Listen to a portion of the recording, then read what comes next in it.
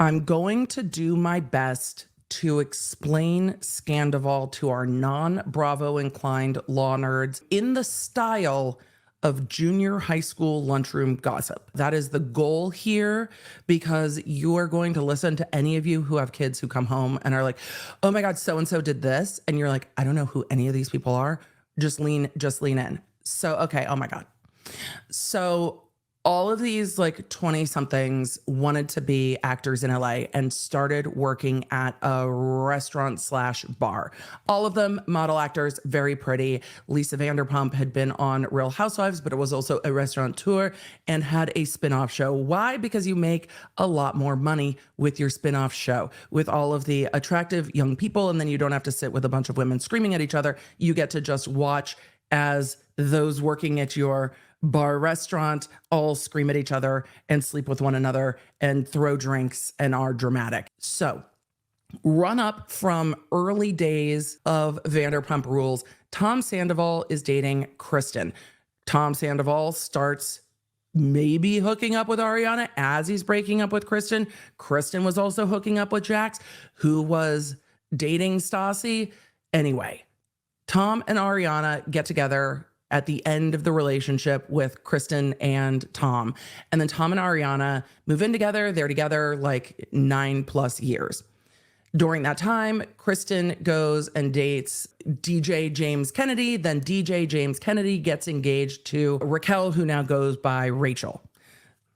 So Raquel becomes besties with Ariana and then starts hooking up with Sandoval. This all is discovered when Ariana is at a show of Tom Sandoval because he wants to be a rock star and has a cover band that performs places.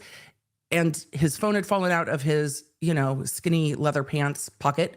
And she went through his phone and saw what is alleged to be surreptitiously recorded.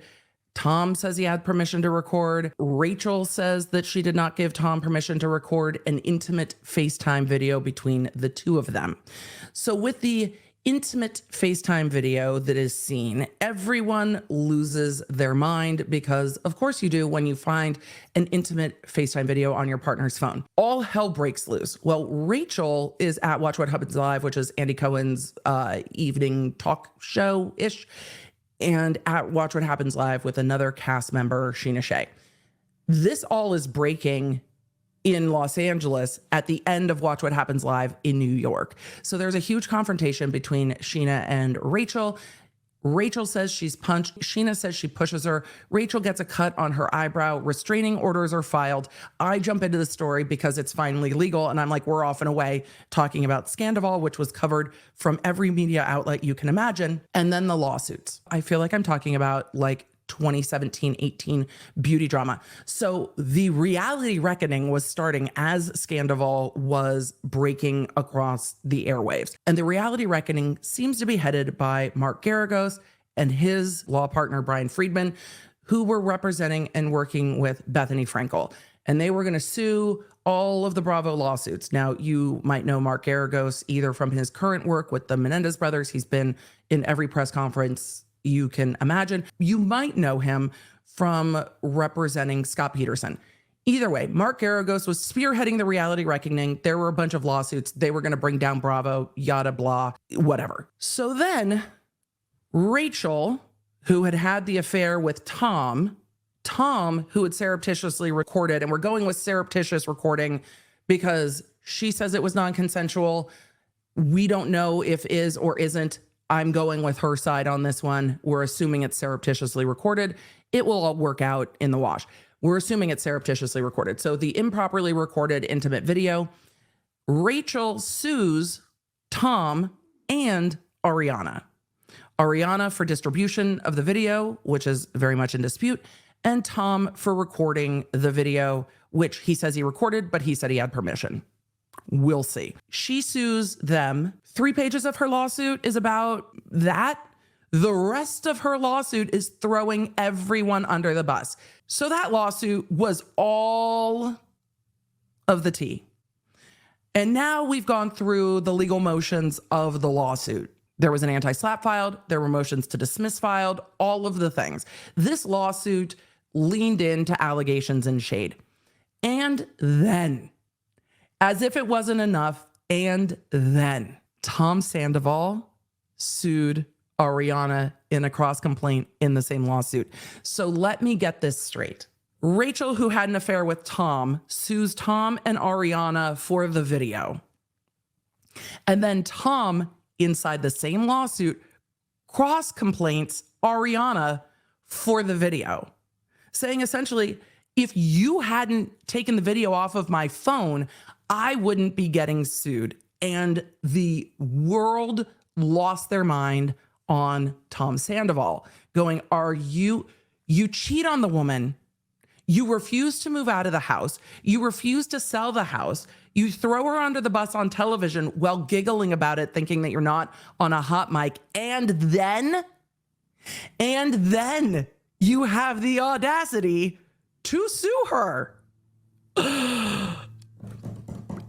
And everyone was like, you gotta be fucking kidding me. So Tom puts out, we covered this in another episode, Tom puts out a statement on Instagram saying, my lawyer made me do it. I had no idea. I didn't understand what this means. My bad. I didn't know. And fired the lawyer and withdrew and dismissed the countercomplaint. And he did. He dismissed the countercomplaint or the cross claim, and he fired his lawyer. His lawyer, by the way, was Mark Geragos's brother. So there's that. So he now has a new lawyer, but then Ariana sues Tom. This was actually a little bit ahead in time, but Ariana sues Tom over their mutual house. They lived in a house 50-50. And Ariana's like, sell the house. And Tom's like, I don't want to sell the house. And he's like, I'll buy you out of the house. And she's like, that's not an adequate amount of money to buy me out of this fucking house in LA. So there's a lawsuit going on over the house. The house lawsuit is set for trial in February 2026. In February of 2026. So all of you guys are going to be like, what's going on with the house? I don't fucking know. Ariana's living her best. She's bought a new house, got a new man, was on Dancing with the Stars, was on hosting Love Island. She's doing all the things, you know, did ads for, you couldn't miss an ad, from Uber Eats to batteries and toilet paper, all the things. But the house lawsuit is still ongoing. This lawsuit with Rachel is still ongoing. And here's the thing that's hard about the Rachel lawsuit. The laws in the kind of revenge distribution of images space are not well vetted. They can be difficult to parse, and distribution in that context yet is not well defined. So is Ariana taking the video off of Tom's phone and sending it to her own phone distribution or not? Because Ariana says she sent it from Tom's phone back to Rachel's phone. So from Tom's phone to Rachel's phone, is that distribution? Because she sent the video to Rachel and said, what the fuck? And so is that distribution under the law? Is it not? But also, don't surreptitiously record people on video. Should Rachel have been hooking up with her friend's man? No, she shouldn't have. Should anyone be recording her without her consent? No, they shouldn't. Should that be distributed without her consent? No, it shouldn't.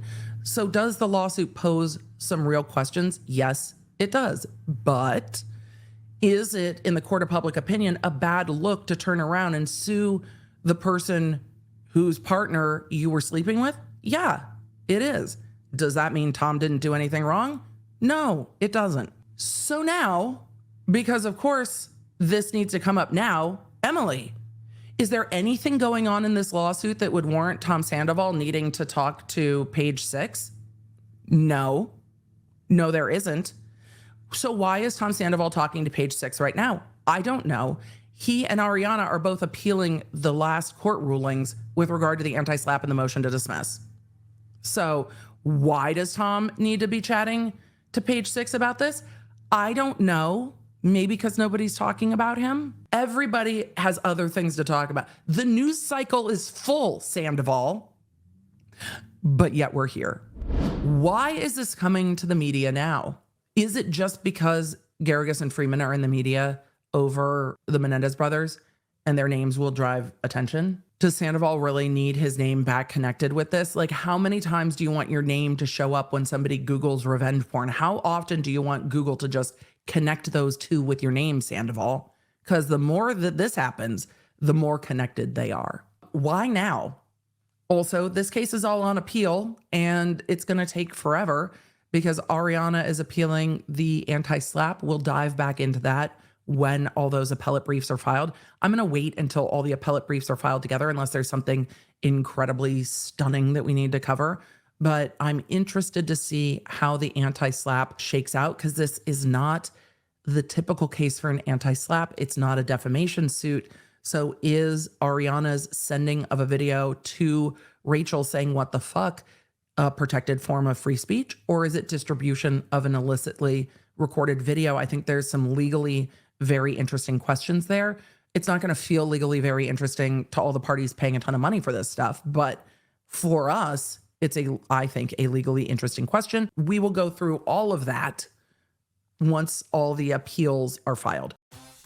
For deep dives into the stories that I covered here, you can find them on my YouTube channel at The Emily D. Baker and The Emily Show podcast. I stream every Tuesday and Thursday. The podcast goes live on Wednesdays. And if you want to stay in the loop with everything I'm doing, receive the fastest notifications out there, and get more Law Nerd community, join me at lawnerdapp.com, our free app for iOS and Android.